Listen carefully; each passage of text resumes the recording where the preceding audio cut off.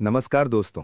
आप देख रहे हैं मेरे चैनल पर एक ऐसी कहानी जो सिर्फ डराएगी नहीं, आपके दिल को भी हिला देगी।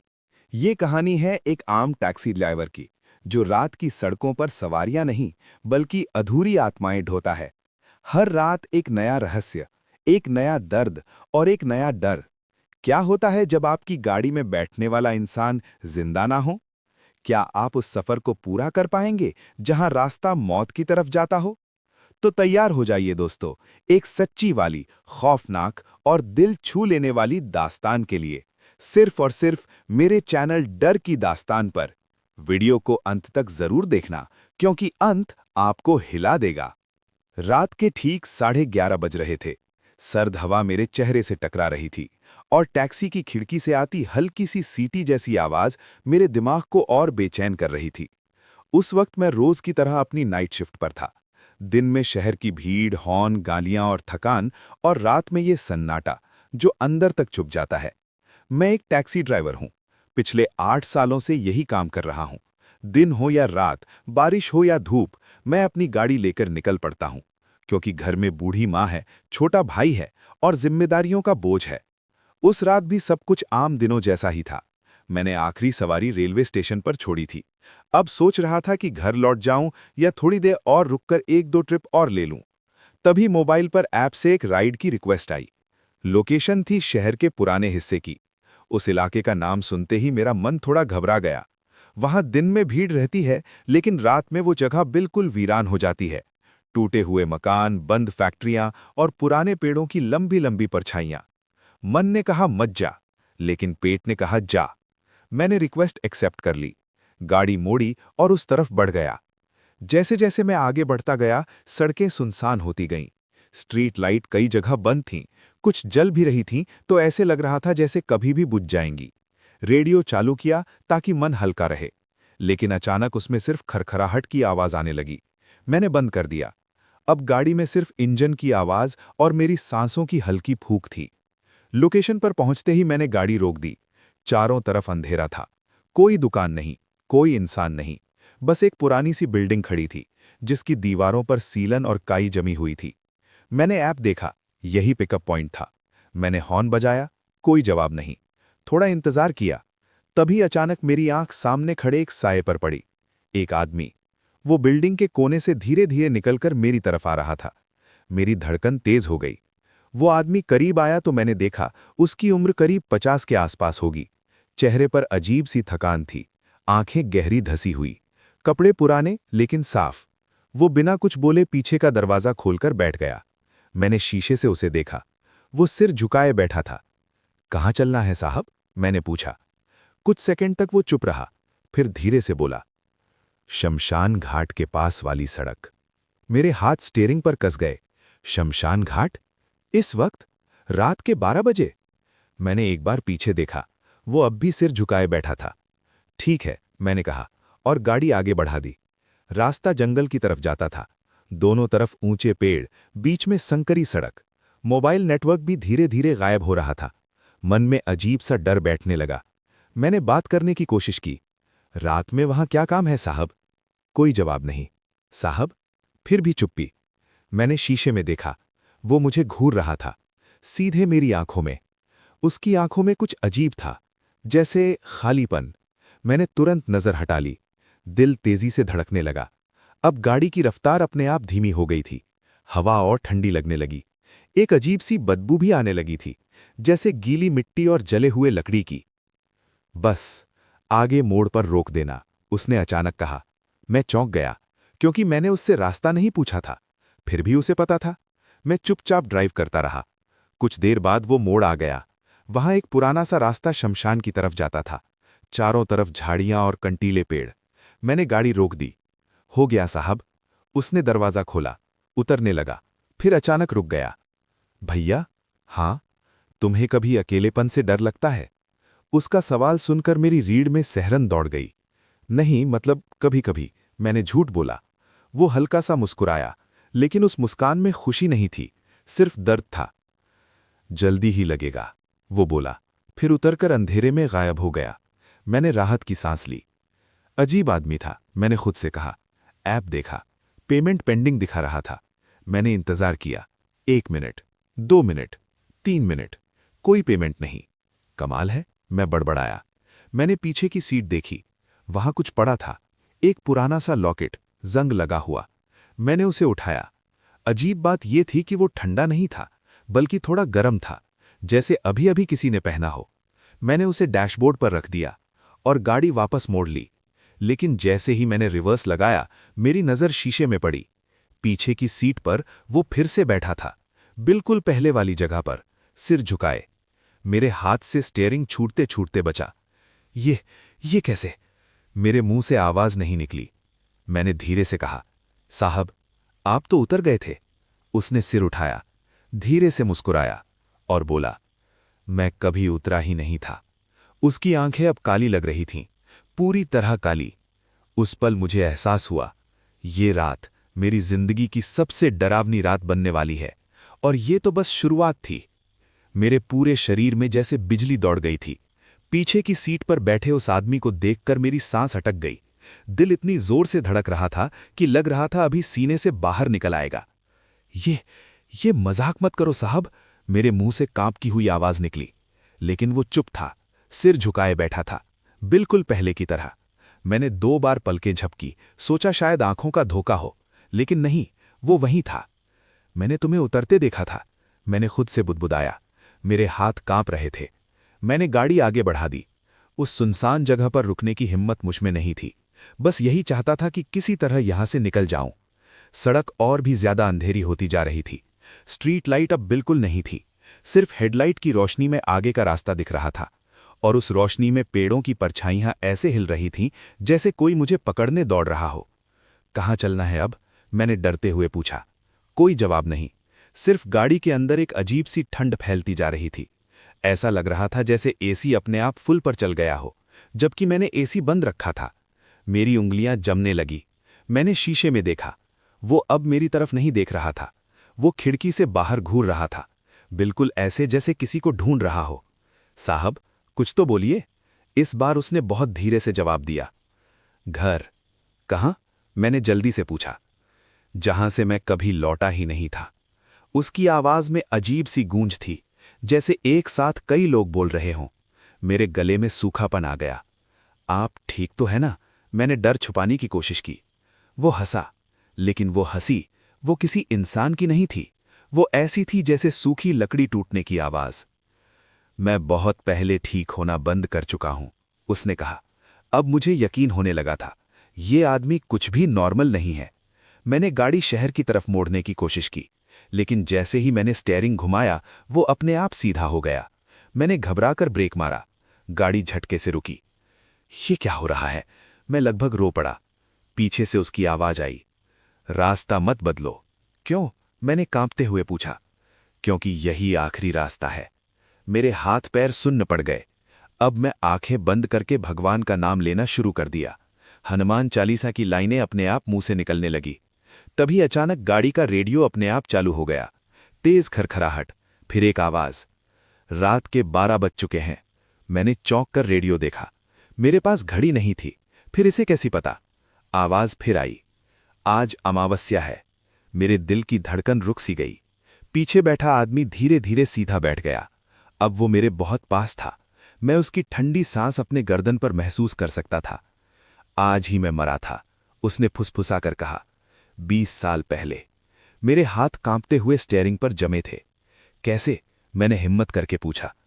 यहीं, इसी सड़क पर, एक टैक्सी में। मेरे दिमाग में जैसे विस्फोट हो गया। ड्राइवर ने नींद में गाड़ी मोड़ दी थी। हम गहरी खाई में गिर गए थे। कोई नहीं बचा। मेरी आंखों में आंसू आ गए। तो फिर आप? मेरी आवाज टूट रही थी। वो धीरे से बोला, मैं अब भी सफर में हूं, घर जाने की कोशिश में। सड़क के किनारे अब टूटी हुई रेलिंग दिखने लगी। नीचे गहरी खाई, अंधेरा इतना गहरा कि नीचे कुछ दिख नहीं रहा था। मुझे सब समझ में आने लगा था। यही वो जगह थी, यहीं उसकी मौत हुई थी। मुझे यहां रोक दो, उसने कहा। मेरी पूरी देह सुन्न हो चुकी थी, लेकिन मैंने ब्रेक दबा दिया। गाड़ी रुक गई। चारों तरफ सन्नाटा, सिर्फ हवा की सिसकियां। वो धीरे धीरे उठा, दरवाजा खोला, उतरने लगा, फिर रुक गया। तुम अच्छे इंसान हो, इसलिए आज बच जाओगे। मैंने पीछे देखा। उसकी शक्ल अब साफ दिख रही थी। चेहरा आधा जला हुआ, आंखें खोखली, खून के सूखे निशान। मैं चीख पड़ा। मुझे माफ कर दो, वो बोला, फिर एक कदम आगे बढ़ाया और सीधे खाई में गिर गया। मैं गाड़ी में ही बैठा कांपता रहा कई मिनट तक। हिम्मत करके बाहर निकला, किनारे जाकर नीचे देखा। कुछ नहीं था, सिर्फ अंधेरा, जैसे कभी कोई गिरा ही ना हो। मैं भागकर गाड़ी में बैठ गया, पूरी स्पीड में वहां से निकल पड़ा। शहर की लाइट्स दिखते ही मुझे लगा जैसे नई जिंदगी मिल गई हो। उस रात घर पहुंचकर मैं सो नहीं पाया। बार बार वही चेहरा सामने आता रहा। सुबह जब गाड़ी साफ कर रहा था, डैशबोर्ड पर रखा वो लॉकेट अब भी वहीं था, लेकिन अब उस पर साफ लिखा था, रवि शर्मा, 2006। उस दिन समझ आया, कुछ सवारियां कभी उतरती ही नहीं है। दोस्त, उस रात के बाद मेरी जिंदगी पहले जैसी कभी नहीं रही। मैंने सोचा था कि वो सब एक डरावना सपना था, शायद थकान, नींद की कमी और दिमाग का वहम। इंसान जब ज्यादा थक जाता है तो उसे अजीब अजीब चीजें दिखने लगती हैं। यही सोचकर मैंने खुद को समझा लिया। अगले 2 दिन मैंने टैक्सी नहीं चलाई, घर पर ही रहा। माँ ने पूछा, क्या हुआ बेटा, तबीयत ठीक नहीं है क्या? मैंने झूठ बोल दिया। हाँ माँ, थोड़ा सर दर्द है। असल में सर नहीं, मेरा दिल दर्द कर रहा था। हर बार आंख बंद करता वही चेहरा दिखता, जली हुई त्वचा, खोखली आंखें और वो आवाज, मैं अब भी सफर में हूं। तीसरे दिन पैसे खत्म होने लगे। मजबूरी में फिर गाड़ी उठानी पड़ी। मन बहुत डर रहा था, लेकिन पेट डर से बड़ा होता है। शाम को करीब 8 बजे मैं स्टैंड पर पहुंचा।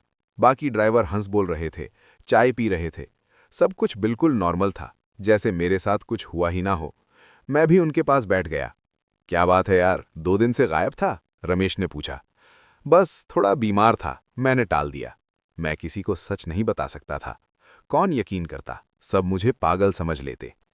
रात करीब 10 बजे मेरी पहली सवारी मिली। एक फैमिली, माँ बाप और छोटा बच्चा। उन्हें स्टेशन छोड़ना था। रास्ते में बच्चा हंस रहा था, माँ लोरी गा रही थी। उस मासूम माहौल में मेरा डर थोड़ा कम हुआ। लगा शायद सब ठीक हो जाएगा। स्टेशन पर उन्हें छोड़कर मैं वापस मुड़ा। तभी मोबाइल पर फिर से रिक्वेस्ट आई। लोकेशन देखी तो मेरा खून जम गया। वही इलाका, पुराना हिस्सा, शमशान वाली सड़क के पास। मेरे हाथ कांपने लगे। नहीं, इस बार नहीं, मैंने खुद से कहा।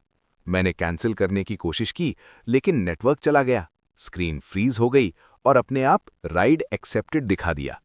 मेरा दिल बैठ गया। ये क्या हो रहा है मेरे साथ? मैं बुदबुदाया।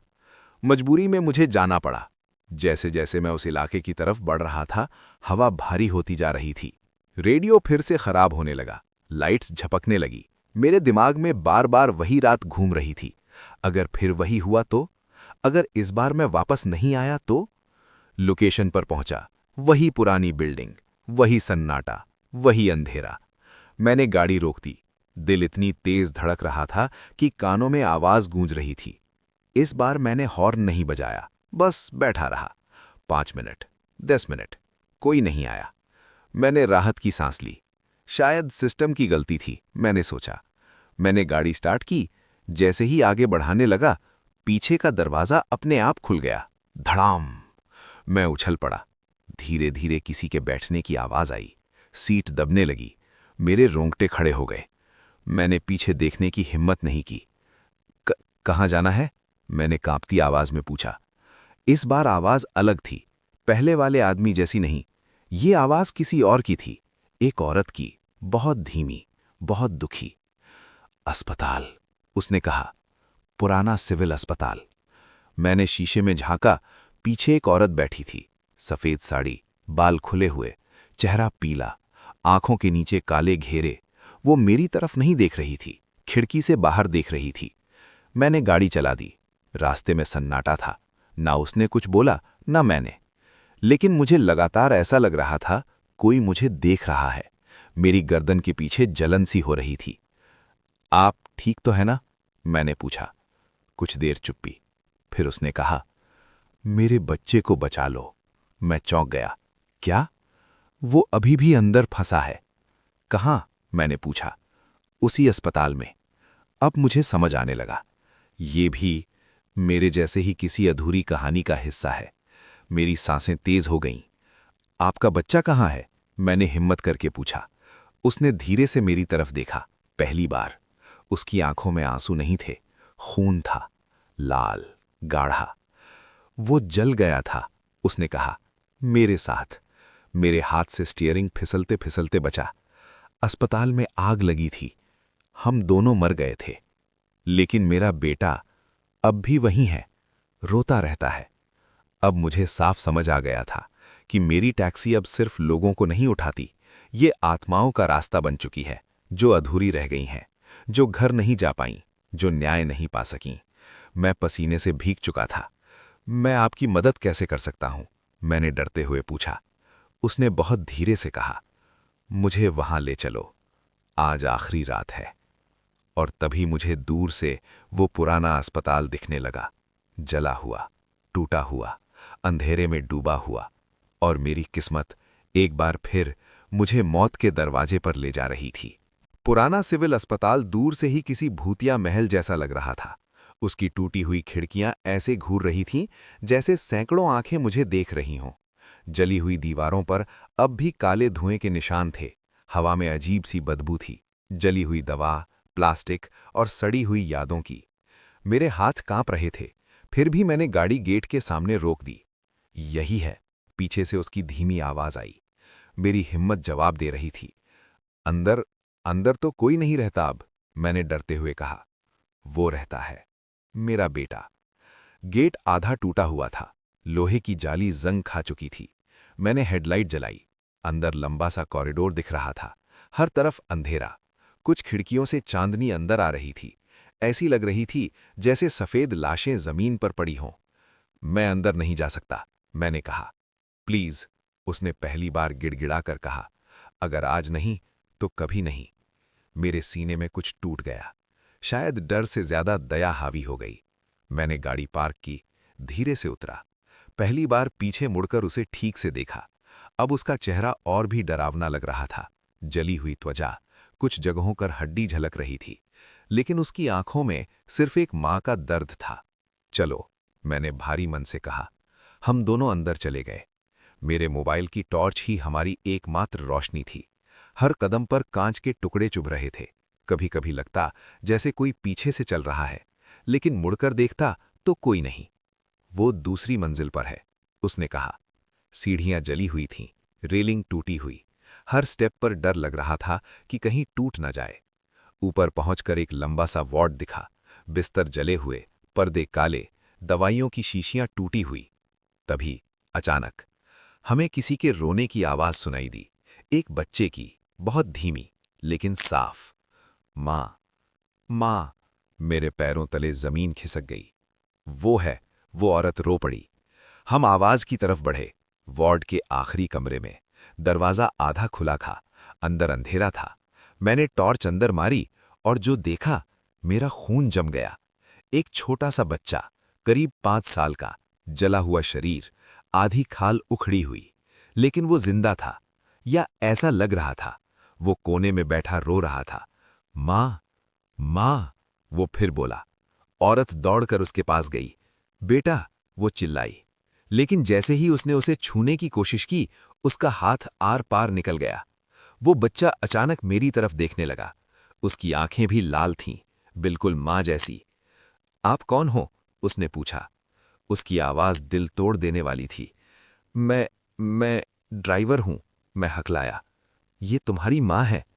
वो हंसा, एक अजीब खोखली हंसी। मेरी मां ने मुझे छोड़कर चली गई थी। औरत रोने लगी। नहीं बेटा, मैं यहीं हूं, तुम्हें बचाने की कोशिश की थी। बच्चा चीखा, झूठ। तभी पूरा कमरा ठंडा होने लगा। दीवारों पर दरारें पड़ने लगीं, छत से राख गिरने लगी। मुझे लगा इमारत गिर जाएगी। इसे सच चाहिए, मेरे मुंह से अपने आप निकल गया। इसे पता होना चाहिए कि क्या हुआ था। औरत मेरी तरफ देखने लगी। मैं डर गई थी, वो बोली। आग फैल रही थी, मैं बाहर भाग गई। मैंने सोचा कोई और उसे निकाल लेगा, लेकिन कोई नहीं आया। बच्चे की आंखों से खून के आंसू बहने लगे। तो आपने मुझे छोड़ दिया, वो बोला। माफ कर दो। वो जमीन पर गिर पड़ी। तभी तेज हवा चली, कमरा सफेद रोशनी से भर गया। बच्चा धीरे धीरे शांत होने लगा। उसकी जलन कम होती गई, चेहरा साफ होने लगा। अब वो एक नॉर्मल बच्चा लग रहा था। माँ, उसने धीरे से कहा, मैं थक गया हूं। औरत ने हाथ बढ़ाया। इस बार उसका हाथ उसे छू सका। वो उसे सीने से लगाने लगी। दोनों रोते रहे। कमरा धीरे धीरे शांत हो गया। अंधेरा हटने लगा। हवा हल्की हो गई। फिर एक पल में दोनों गायब हो गए। मैं अकेला खड़ा रह गया। हाथ पैर कांप रहे थे। मोबाइल की बैटरी खत्म हो चुकी थी। चारों तरफ फिर से अंधेरा। मैं भागता हुआ घर चला आया। उस रात मैंने तय कर लिया कि अब मैं नॉर्मल ड्राइवर नहीं रहा। मैं उन आत्माओं का आखिरी सफर हूं जिनकी कहानियां अधूरी रह गई हैं, और मुझे नहीं पता था कि आगे जो आने वाला है वो अब तक का सबसे खतरनाक होगा। उस रात के बाद मैं पूरी तरह बदल चुका था। अब मैं पहले जैसा बेफिक्र टैक्सी ड्राइवर नहीं रहा था। हर सवारी को बैठाते वक्त मेरे दिल में एक ही सवाल घूमता रहता, ये इंसान है या कुछ और। मैंने कोशिश की कि नाइट शिफ्ट छोड़ दूं, दिन में ही गाड़ी चलाऊं, रोशनी में, भीड़ में, जहां डर कम लगता है। कुछ हफ्तों तक सब ठीक रहा। दिन में ऑफिस जाने वाले लोग, कॉलेज के स्टूडेंट, बाजार की भीड़, कोई अजीब हरकत नहीं, कोई रहस्यमय सवारी नहीं। मुझे लगा शायद वो सब अब खत्म हो गया है, शायद मेरी किस्मत ने मुझे छोड़ दिया। लेकिन किस्मत इतनी आसानी से नहीं छोड़ती। एक दिन दोपहर को मेरी माँ बीमार पड़ गई। डॉक्टर ने कुछ महंगी दवाइयाँ लिख दी। पैसे फिर कम पड़ गए। मुझे मजबूरी में दोबारा रात की शिफ्ट पकड़नी पड़ी। पहली ही रात मन भारी था, दिल में अजीब सी घबराहट। फिर भी करीब 9 बजे मैं स्टैंड पर पहुंच गया। बाकी ड्राइवर हमेशा की तरह हंस रहे थे। कोई गाना चला रहा था, कोई मोबाइल में रील देख रहा था। मैं चुपचाप अपनी गाड़ी में बैठा रहा। करीब 11 बजे एक रिक्वेस्ट आई। लोकेशन पुराना फ्लाईओवर। वो जगह एक्सीडेंट के लिए बदनाम थी। पिछले 5 सालों में वहां दर्जनों लोग मर चुके थे। मैंने स्क्रीन देखी, उंगली कांप गई। मन किया कैंसिल कर दूं, लेकिन फिर मां का चेहरा याद आ गया। मैंने एक्सेप्ट कर ली। रात गहरी हो चुकी थी। फ्लाईओवर के नीचे बस कुछ ट्रक खड़े थे, आवारा कुत्ते घूम रहे थे। मैं पहुंचा तो वहां कोई नहीं था। आजकल यही चलता है, मैंने खुद से कहा। लोग टाइम पर नहीं आते। मैं इंतजार करने लगा। तभी अचानक मेरी गाड़ी के बोनट पर कुछ गिरा। धप! मैं उछल पड़ा। दिल जोर से धड़का। मैं बाहर निकला, देखा एक मोबाइल फोन पड़ा था, टूटा हुआ, स्क्रीन चकनाचूर। ये कहां से आया? मैंने ऊपर देखा। फ्लाईओवर की ऊंचाई बहुत ज्यादा थी। कोई इंसान ऊपर से फोन नहीं फेंक सकता था। मैंने फोन उठाया, वो अपने आप ऑन हो गया। स्क्रीन पर एक फोटो खुली। एक लड़का, करीब 20 साल का, मुस्कुराता हुआ, पीछे वही फ्लाईओवर। मेरे हाथ ठंडे पड़ गए। तभी पीछे की सीट का दरवाजा खुला, एक लड़का बैठ गया। वही लड़का, फोटो वाला। मेरी सांस अटक गई। वो भीगा हुआ था, जैसे बारिश में भीगा हो। हालांकि बाहर बारिश नहीं थी। उसके कपड़ों से पानी टपक रहा था। सीट गीली हो गई। भैया, घर चलोगे? उसने मासूमियत से पूछा। मैं बोल नहीं पाया, गला सूख चुका था। लोकेशन? मैंने मुश्किल से कहा। नदी पुल के पास, वो बोला। मेरे पेट में मरोड़ उठी। वही जगह जहां से लोग कूदते थे। मैंने गाड़ी चला दी। पूरे रास्ते वो चुप रहा, सिर्फ खिड़की से बाहर देखता रहा। कभी कभी हल्की सी मुस्कान देता। तुम पढ़ते हो? मैंने माहौल हल्का करने की कोशिश की। पढ़ता था, उसने कहा। अब नहीं। क्यों? मैंने पूछा।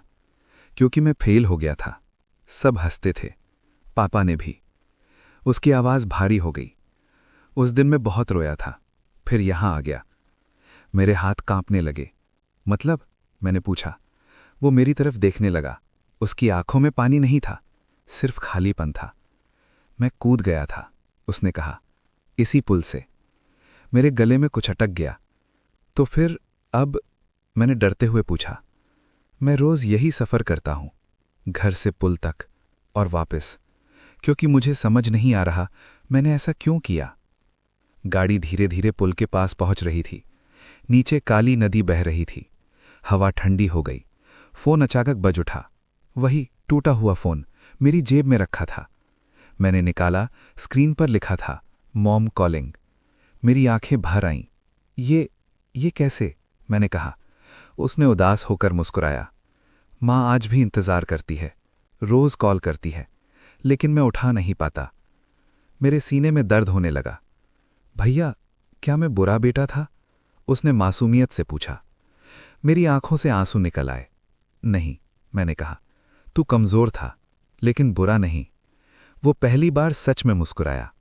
लेकिन तभी हवा तेज हो गई, पुल की लाइट्स झपकने लगीं, और मुझे लगा ये सफर अभी खत्म नहीं हुआ है। पुल के बीचों बीच पहुंचते ही मेरी गाड़ी अपने आप धीमी हो गई, जैसे किसी ने अदृश्य हाथों से ब्रेक दबा दिया हो। इंजन की आवाज भारी हो गई, लाइट्स बार बार झपकने लगीं। मैंने एक्सीलरेटर दबाया, कुछ नहीं हुआ। नहीं, नहीं, मैं घबरा गया। पीछे बैठा लड़का अब खिड़की से झुककर नदी को देख रहा था। नीचे काला पानी बह रहा था। ऐसा लग रहा था जैसे वो हमें बुला रहा हो। यहीं, वो धीरे से बोला, यहीं मैं गिरा था। मेरे हाथ पसीने से भीग चुके थे। मत देख वहां, मैंने कहा, पीछे बैठो। वो मेरी तरफ मुड़ा। अब उसका चेहरा बदल चुका था। आधा चेहरा नीला पड़ चुका था। आंखों के नीचे काले धब्बे, होंठ फटे हुए, जैसे डूबने से पहले आखिरी सांस ली हो। भैया, उसने कहा, अगर उस दिन कोई मुझे रोक लेता तो शायद मैं आज जिंदा होता। मेरे दिल में चाकू सा लगा। मैं रोक रहा हूं ना, अब तुम मत डूब, अब घर चल। वो चुप हो गया। फोन फिर बजने लगा। मॉम कॉलिंग, बार बार।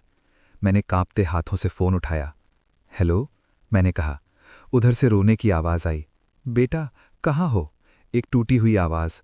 घर कब आओगे? मेरी आंखों से आंसू बहने लगे। मैं बोल नहीं पाया। पीछे से लड़के ने धीरे से कहा, माँ, मैं यहीं हूं, लेकिन मैं लौट नहीं सकता। अचानक गाड़ी के चारों तरफ ठंडी हवा घूमने लगी। शीशों पर भाप जम गई। मुझे ठीक से दिखना बंद हो गया। मुझे मदद चाहिए, उसने कहा। मैं थक गया हूं। हर रात वही गिरना, वही पानी, वही अंधेरा। मैंने स्टीयरिंग छोड़कर हाथ जोड़ लिए। भगवान, अगर कुछ कर सकता हूं तो कर। तभी मेरे दिमाग में एक ख्याल आया। तेरी माँ से बात कर, उसने कहा। उसे सच बता कि तू उससे प्यार करता है। वो मुझे देखने लगा।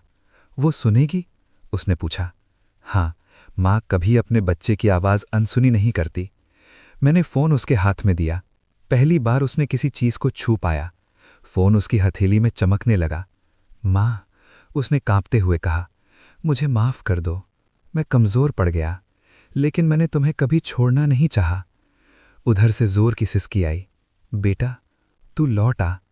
मैंने तुझे माफ़ कर चुकी हूं। मैंने कभी तुझसे नाराज़गी नहीं रखी। पुल की लाइट्स अचानक तेज हो गईं। हवा शांत होने लगी। नदी का शोर कम हो गया। लड़के का चेहरा धीरे धीरे सामान्य होने लगा।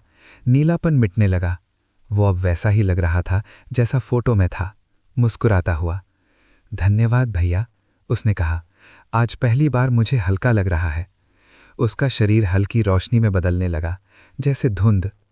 क्या क्या तू चला जाएगा? मैंने भारी आवाज में पूछा। वो सिर हिलाकर मुस्कुराया। हाँ, अब मुझे रास्ता मिल गया है। फोन धीरे धीरे बंद हो गया। स्क्रीन काली हो गई। पीछे की सीट खाली थी, सिर्फ गीली सीट बची थी। मैंने गाड़ी स्टार्ट की। इस बार इंजन तुरंत चल पड़ा, जैसे कुछ हुआ ही ना हो। मैंने पुल पार किया। दिल बहुत भारी था, लेकिन मन में अजीब सी शांति भी थी। उस रात घर पहुंचकर मैंने देर तक सोचा, शायद भगवान ने मुझे सजा नहीं, जिम्मेदारी दी है, उन आत्माओं को रास्ता दिखाने की जो अंधेरे में भटक रही हैं। और मुझे एहसास नहीं था कि अगली आत्मा मेरी अपनी जिंदगी से जुड़ी होगी। कुछ दिन तक मेरी जिंदगी में अजीब सी शांति रही। ना कोई भूतिया सवारी, ना कोई रहस्यमयी कॉल, ना कोई डरावना सपना। मैं दिन में भी काम करता, रात में भी। लेकिन अब हर रात गाड़ी चलाते वक्त मैं डरता नहीं था। मैं सतर्क रहता था, जैसे कोई सैनिक बॉर्डर पर रहता है, क्योंकि मुझे पता था कुछ भी कभी भी आ सकता है। एक शाम माँ की तबीयत फिर बिगड़ गई। डॉक्टर ने कहा, दिल कमजोर है, ज्यादा टेंशन मत लेने दो। ये सुनकर मेरा दिल बैठ गया। मेरी माँ ही मेरी पूरी दुनिया थी। पापा के गुजरने के बाद वही तो थीं जिनके लिए मैं जी रहा था। उस रात मैं जल्दी काम पर निकल गया। सोचा ज्यादा कमाऊंगा, दवाइयों के पैसे जोड़ूंगा। करीब 9:30 बजे मेरी टैक्सी एक मॉल के बाहर खड़ी थी। भीड़ थी, लाइट्स चमक रही थीं, म्यूजिक बज रहा था, सब कुछ जिंदा लग रहा था। तभी एक औरत मेरी गाड़ी के पास आई। करीब 35 साल की, सफेद सूट, बाल बंधे हुए, चेहरे पर थकान, आंखों में अजीब सी उदासी। भैया, अस्पताल चलोगे? उसने पूछा। मेरे दिल में अजीब सी हलचल हुई। अस्पताल? फिर से? मैंने सिर हिलाया। हाँ, बैठिए। वो पीछे बैठ गई। इस बार अजीब बात ये थी, दरवाज़ा खोलते वक्त कोई आवाज़ नहीं आई, जैसे हवा के अंदर बैठ गई हो। मैंने गाड़ी बढ़ा दी। कौन सा अस्पताल? मैंने पूछा। सिटी हार्ट केयर, उसने जवाब दिया। मेरे हाथ स्टीयरिंग पर जम गए। वही अस्पताल जहां मेरी मां का इलाज चल रहा था। आप वहां किसके लिए? मैंने धीरे से पूछा। अपने बेटे के लिए, वो बोली। वो आईसीयू में है। मेरे सीने में कुछ कस सा गया। कितने साल का है? मैंने पूछा। 25, उसने कहा। मेरी उम्र, मेरे बराबर। संयोग?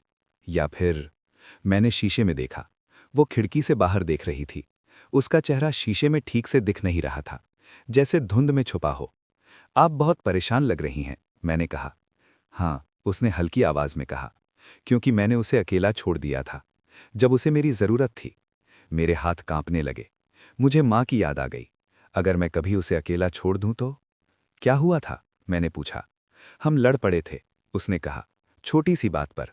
मैं गुस्से में घर से निकल गई और उसी रात उसकी आवाज टूट गई। एक्सीडेंट हो गया। मेरे दिल की धड़कन तेज हो गई। तो वो? मैंने सवाल अधूरा छोड़ दिया। कोमा में है, उसने कहा। डॉक्टर कहते हैं उम्मीद कम है। गाड़ी अब अस्पताल के पास पहुंच रही थी। मुझे लग रहा था जैसे हर कदम मुझे किसी डरावने सच की तरफ ले जा रहा है। आप रोज जाती हैं? मैंने पूछा।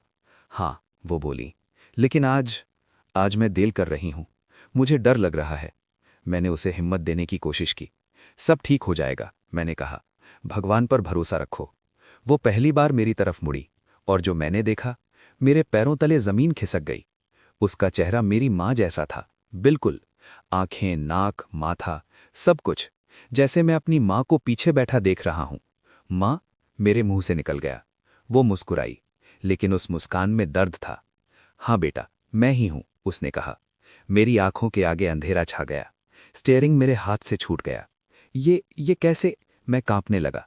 मैं तो घर पर छोड़कर आया था। तुम तो जिंदा हो, उसने धीरे से कहा। शायद, या शायद नहीं। आज दोपहर जब तू काम पर गया था, मेरी तबीयत बहुत बिगड़ गई थी। मेरी सांस रुक गई। डॉक्टर ने कहा हार्ट अटैक। मुझे बचाया नहीं जा सका। मेरे कानों में सीटी बजने लगी। नहीं, ये झूठ है। मैं रो पड़ा। मैं अभी अभी तुम्हें देखकर आया हूं।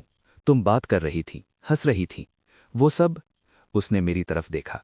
वो मेरी आखिरी याद थी, तेरे लिए। गाड़ी अपने आप रुक गई। अस्पताल का गेट सामने था। लाल लाइट जल रही थी। एम्बुलेंस की आवाज गूंज रही थी। तो मैं अभी भी जिंदा हूं, मेरी आवाज कांप रही थी।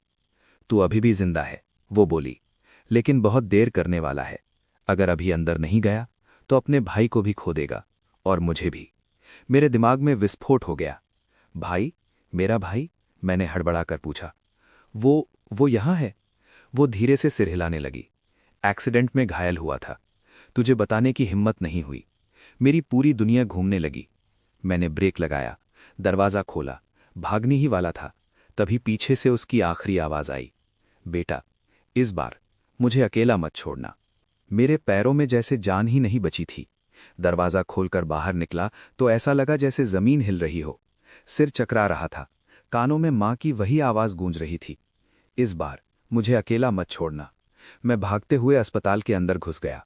रिसेप्शन पर भीड़ थी। लोग रो रहे थे, कोई चिल्ला रहा था, कोई डॉक्टर से बहस कर रहा था। मैं कांपते हाथों से काउंटर पर पहुंचा। भाई, मेरी मां सरला देवी और मेरा भाई रोहन, प्लीज बताइए कहाँ हैं? नर्स ने कंप्यूटर देखा, फिर मेरी तरफ ऐसे देखा जैसे मैं कुछ गलत पूछ रहा हूं। आप इनके रिश्तेदार हैं? मैंने कहा। हाँ, बेटा और भाई, मैंने कहा। उसका चेहरा गंभीर हो गया। आप इमरजेंसी वार्ड में जाइए। मेरा दिल बैठ गया। मैं दौड़ता हुआ इमरजेंसी की तरफ भागा। रास्ते में स्ट्रेचर जा रहे थे। खून की गंध, दवाइयों की बदबू, मशीनों की बीप, सब मिलकर मेरे दिमाग को सुन्न कर रहे थे। वार्ड के बाहर डॉक्टर खड़ा था, मास्क लगाए, थका हुआ। डॉक्टर साहब, मैं हाफते हुए बोला, मेरी माँ और भाई। उसने फाइल देखी, फिर मेरी तरफ देखा। आप ही हैं उनके बेटे? उसने पूछा। मैंने सिर हिलाया। हमें खेद है, उसने कहा। मेरे कानों में जैसे धमाका हो गया। आपकी मां को आज दोपहर कार्डियक अरेस्ट हुआ। हम बचा नहीं पाए। मेरे पैरों तले जमीन खिसक गई। मैं दीवार के सहारे बैठ गया। नहीं नहीं, मैं बुदबुदाने लगा। मैं अभी अभी उनसे बात कर रहा था। वो मेरी गाड़ी में बैठी थीं। डॉक्टर ने हैरानी से मुझे देखा। आप शायद सदमे में हैं। आपके भाई की हालत भी गंभीर है, वो आईसीयू में है। मैं तुरंत खड़ा हो गया। मुझे उनसे मिलना है, अभी। वो मुझे आईसीयू तक ले गया। कांच के पार मैंने अपने भाई को देखा, सफ़ेद पट्टियों में लिपटा हुआ, मशीनों से जुड़ा, चेहरा पीला, लगभग पहचान में नहीं आ रहा था। मेरे दिल से चीख निकल गई, रोहन। मैं फूट फूट कर रोने लगा। मैंने कांच पर हाथ रख दिया। भैया आ गया है, तू उठ जा। तभी अचानक मेरे कंधे पर किसी ने हाथ रखा। मैं कांप गया।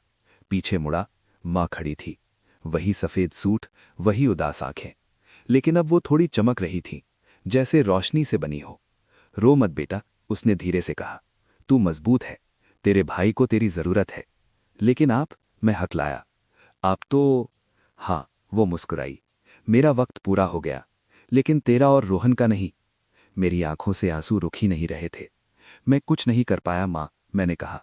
मैं काम में लगा रहा, मैं आपके पास नहीं था। उसने मेरा सिर सहलाया। मुझे सच में महसूस हुआ, उसका स्पर्श, गरम, सच्चा। तू मेरे लिए ही तो काम करता था, वो बोली। मुझे कभी शिकायत नहीं रही। लेकिन अब तुझे एक वादा करना होगा। क्या? मैंने रोते हुए पूछा। अगर रोहन बच गया तो अपनी जिंदगी सिर्फ पैसे के पीछे मत दौड़ाना, लोगों के लिए भी जीना, जैसे तू उन आत्माओं के लिए जीता है। मुझे सब समझ में आने लगा। शायद भगवान ने मुझे इसलिए चुना था। और अगर वो, मेरी आवाज टूट गई, वो बचेगा, माँ ने भरोसे से कहा, क्योंकि तू अब अकेला नहीं है। तभी आईसीयू के अंदर मशीन तेज आवाज करने लगी। डॉक्टर दौड़ पड़े। मैं घबरा गया। क्या हुआ? मैंने चिल्लाकर पूछा। कुछ मिनट बाद डॉक्टर बाहर आया। उसके चेहरे पर हल्की मुस्कान थी। अच्छी खबर है, उसने कहा। पेशेंट ने रिस्पॉन्ड किया है, वो खतरे से बाहर आ रहा है। मेरे पैरों से जैसे बोझ उतर गया। मैं फर्श पर समट कर रो पड़ा। धन्यवाद भगवान, मैं बुदबुदाया। मैंने पीछे देखा, माँ वहां नहीं थी। सिर्फ हल्की सी खुशबू थी, जैसे घर में पूजा के बाद आती है। उस रात में अस्पताल की बेंच पर बैठा रहा, सुबह तक। भाई की हालत सुधरती रही, और मेरे दिल में पहली बार यह एहसास हुआ, कुछ आत्माएं डराने नहीं आती, कुछ हमें बचाने आती हैं। लेकिन मेरी कहानी अभी खत्म नहीं हुई थी। अभी आखिरी इम्तिहान बाकी था। अस्पताल की उस ठंडी बेंच पर बैठकर मैंने पूरी रात काट दी। नींद आंखों से कोसों दूर थी। जब भी पलक झपकाता, माँ का चेहरा सामने आ जाता। वो मुस्कान, वो भरोसा, तू अकेला नहीं है। सुबह की पहली किरण खिड़की से अंदर आई तो मुझे लगा जैसे जिंदगी ने फिर से दस्तक दी हो। डॉक्टर ने बताया कि रोहन अब खतरे से बाहर है, 2-3 दिन में होश में आ जाएगा। मैंने राहत की सांस ली, लेकिन दिल के किसी कोने में डर अब भी था। माँ चली गई थी, हमेशा के लिए, और मैं उनसे आखिरी बार ठीक से बात भी नहीं कर पाया। 3 दिन बाद उनका अंतिम संस्कार हुआ। शमशान घाट, वही जगह जहां से मेरी कहानी शुरू हुई थी। लकड़ियां जलीं, धुआं उठा, मेरी माँ राख में बदल गई, और मैं अंदर से टूट गया। लेकिन रोया नहीं, क्योंकि माँ ने कहा था, मजबूत रहना। रोहन धीरे धीरे ठीक होने लगा। मैंने उसे सब कुछ नहीं बताया, भूत, आत्माएं, माँ का आना, कुछ नहीं। मैं नहीं चाहता था कि वो डर जाए। मैंने फिर से काम शुरू कर दिया, लेकिन अब सिर्फ रात में नहीं। जब भी कोई मजबूर, उदास या टूटा हुआ इंसान दिखता, मैं उसे ज्यादा ध्यान से देखता, क्योंकि मुझे पता था कभी कभी दर्द जिंदा लोगों में भी भूत बन जाता है। एक रात करीब 12 बजे मैं रेलवे स्टेशन के बाहर खड़ा था, थका हुआ, मन भारी। तभी एक आखिरी रिक्वेस्ट आई। लोकेशन, पुराना कब्रिस्तान रोड। मेरे रोंगटे खड़े हो गए। मन ने कहा, मत जा, लेकिन दिल ने कहा, शायद किसी को सच में जरूरत है। मैंने एक्सेप्ट कर ली।